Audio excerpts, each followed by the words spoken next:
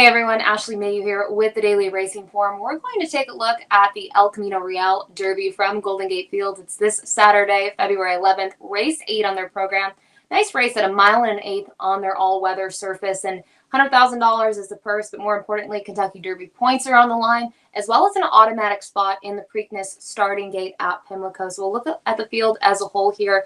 Field of 8 has been drawn, and looking at the favoritism, slightly the number 4, Passerando. The 2, Chase the Chaos. I think these are probably the main 2 on paper in the race, but plenty of chances. A couple other horses might be competitive, stretching out to 1.125 miles. But we'll start with the number 1, Gilmore. This is 1 of 2 for trainer Bob Baffert, and he was finally able to graduate a last time out. I thought on debut he was heavily respected because he is out of the Bob Baffert camp, but looking at him second time out, stretching out from 3/4 of a mile to a mile at Los Al, ran very well, was much the best. And it was a bigger field than we usually see in some of these races in California. It was a field of 9. The runner-up came back to win next time out, so that is a positive to note as well. And I think this horse, from what we've seen so far, could improve third time out. It's been on the shelf for about 2 months now, so I think this is kind of the perfect spacing for his races. The number 2, Chase the Chaos, was a runaway winner last time out. We're actually going to take a look at that replay of that race on December 30th at Golden Gate.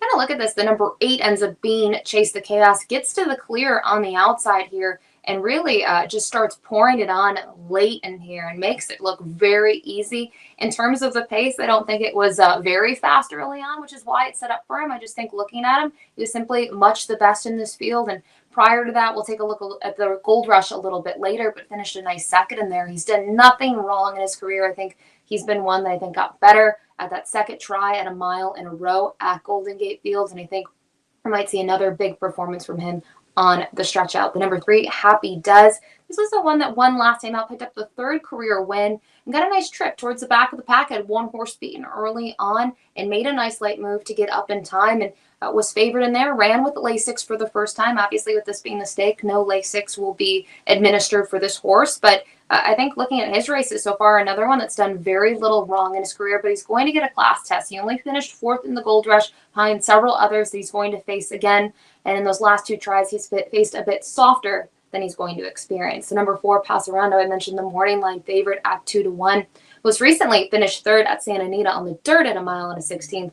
That was in the Cal Cup Derby. So looking at his races, it was the furthest he had gone in his career. He was getting on the dirt for the first time in quite a while, and I thought he ran quite well. I mean, looking at the top 2 in there, they were clear, but he was only beaten by less than 3 lengths, and he split the field early on and at least showed some ability to close. And the race I really want to show, though, as I mentioned, the Gold Rush. We're going to look at that start. That was 2 starts back.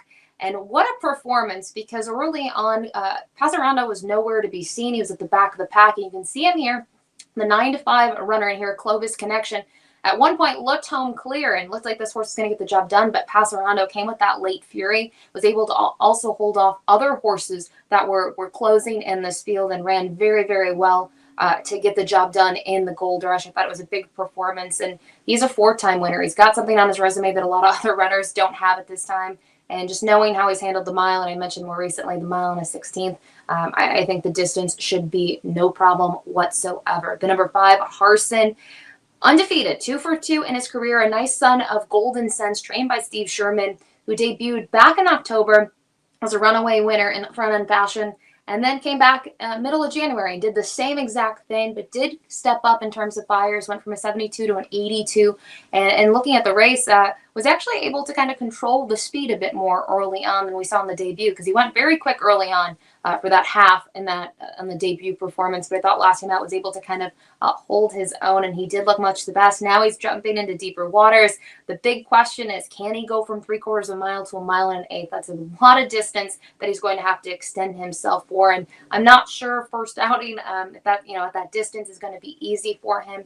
But so far, it's hard to knock what he's been able to accomplish. To his outside, In Honor of Autism, out of the Jonathan Wong barn, has 3 wins on the resume. This is son of Stanford, who won last time out, split a field in that starter allowance, going 3/4. Another one that similar story is going to stretch out. The one thing I will say, at least we've shown the ability to rate from this one. He's shown that he can sit off the pace and make a late run. Another consistent type, but I think he's going to need to kind of step up in a big way to be competitive at this level.